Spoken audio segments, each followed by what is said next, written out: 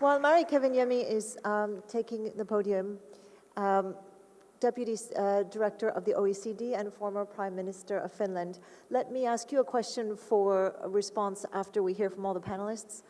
What would you do about the ethical responsibility to use technology that could improve ethics? For example, if online voting exists, should governments be required to use it to enable those who can't vote safely or who can't vote for other reasons ranging from disability to weather to work constraints? Should they be required to use it? So if you could think about the requirement to proactively use technology that can enhance ethics. Thank you, ladies and gentlemen. Good morning or afternoon to all of you, and I'm happy to be here participating in this World Policy Conference, Doha, today. Thank you very much for the invitation. This gives for the OECD a very good opportunity to share with you the work of our organization in this field. And today, more than ever before, technology is changing our economy, our business, and our societies. And when it comes to government-business relations, it is impacting our tax systems and the global value chain in which responsible business conduct by companies plays an increasingly important role. And today I would like to add to our discussion by presenting the OECD's work in relation to the challenges and opportunities which are created by technological change in two areas. First, I will outline OECD work on tackling tax evasion and tax avoidance, and secondly, on responsible business conduct. So let me start by focusing on our work on tax. Technology is, as I said, profoundly changing our lives and is also having a crucial impact on our tax systems. In our new digital and globalized world, with technology allowing us to move assets and capital at the click of a finger, the tax challenges are immense. The ease with which individuals can evade taxes by shifting profits offshore has been simplified, and as a result, multinational businesses can move their most valuable assets to offshore low or no tax centers where there isn't any real value creation happening. And the work the OECD has done in the last 7 years has looked at how to tackle these dual challenges, tax evasion and tax avoidance, to ensure our tax systems can meet their objectives, remaining fair and balanced. Specifically, OECD's base erosion and profit shifting project, which today has 86 countries and jurisdictions participating as members on an equal footing, looked at the artificial separation that was occurring between the place where profits were located, often in no or low tax centers, and the place where the real underlying economic activity was happening. And through this BEPS project, OECD's work has focused to restore confidence in the system and ensure that profits are really taxed where economic activities take place and value is created. And the first phase of the project, which concluded in 2015, established 4 minimum standards as well as guidance and best practice that update the international tax rules in line with the 21st century. And yet we know that the digital revolution is only beginning. So we have also agreed to continue to monitor the impact of BEPS and developments in the taxation of the digital economy through our task force on the digital economy until at least 2020. And I really want to underline the importance of implementation of this work. So it really has to be implemented by all the countries which are participating, and also the implementation process has to be monitored, and in order to have a look if changes are are needed, and is it really working in a way what we wanted, because we want the multinationals that they pay their taxes and they go to the right address. Technology may have brought new challenges, but it has also brought us new opportunities in the tax field. Increasingly, policymakers and tax administrations are drawing on technology to improve the effectiveness and efficiency of their work. And that is why in 2014, the OECD established a new standard for tax transparency, the Common Reporting Standard, which provides for the automatic exchange of information about financial accounts held offshore by taxpayers.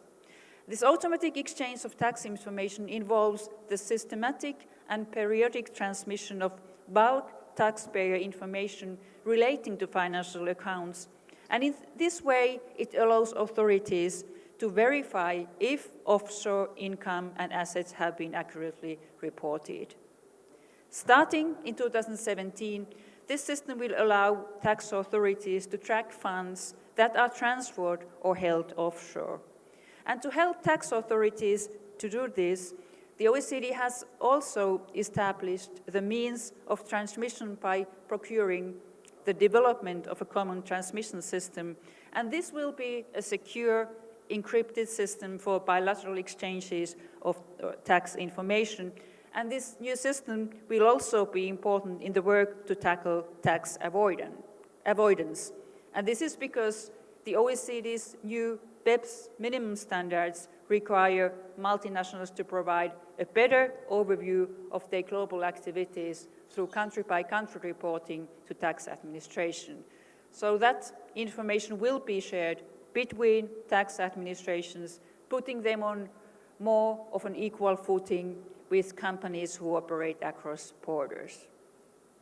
So the second piece of work of the OECD is our work on responsible business conduct, and this work is of course much older than the tax avoidance concrete tools, because OECD guidelines for multinational enterprises celebrated just its 40th anniversary, and it really is the main instrument for responsible business conduct, with its last revision having taken place in 2011. Today's global economy is characterized by ever more complex global value chains, often spanning dozens of countries and largely lacking the sort of clear governance frameworks that result from direct ownership. So the changes in the ways the multinationals organize their international operations also means that ownership of the different parts of global value chains is being sliced up. Promoting responsible business conduct becomes a challenge in this context. And one crucial development has been the recognition that company responsibility for impacts extends beyond their own walls and covers their supply chains. So to this end, the OECD guidelines have an extensive scope as, now it's going too fast.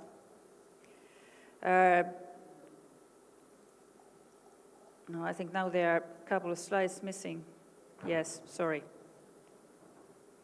Okay, it has a very extensive scope. There was supposed to be a slide where you can see all the areas which is covered from business ethics on competition, the environment and human rights and so on. And it also covers quite many countries, 46 right now.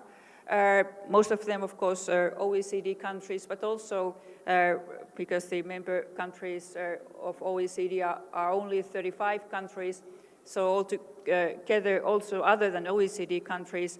And these countries account for 81% of global foreign direct investment stock in 2014, so including around 4/5 of outward FDI and 2/3 of FDI inflows.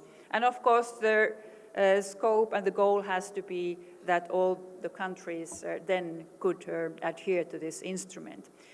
But implementing this responsible business conduct and guidelines is also a key in order to really succeed, and that's why we have also produced implementing guidelines in specific sectors, which you can see listed here, and this really help then business to follow the rules so that they can really fulfill all the criteria. And another important implementing tool is national contact points, which are the government bodies, which countries that adhere to the guidelines have to set up in order to make this system function. And these contact points really guarantees that businesses are held accountable for their practices. And there have been a lot of cases, 360 cases of alleged business misconducts in over 100 countries, covering a number of different sectors, which have been then dealt with in these national contact points. So this really is a good sign that this implementation work is also functioning. So, ladies and gentlemen, technology in areas of tax and responsible business conduct is providing us with new challenges.